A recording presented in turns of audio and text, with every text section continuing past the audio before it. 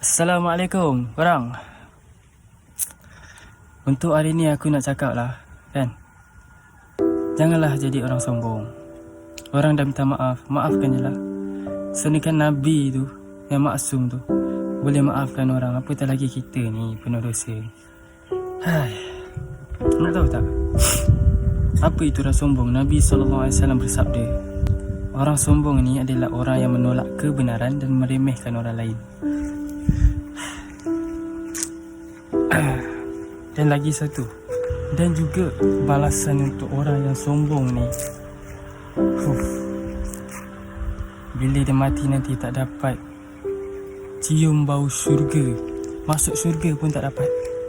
Apabila dalam hatinya ada kesombongan tu yang sebesarnya biji sawi.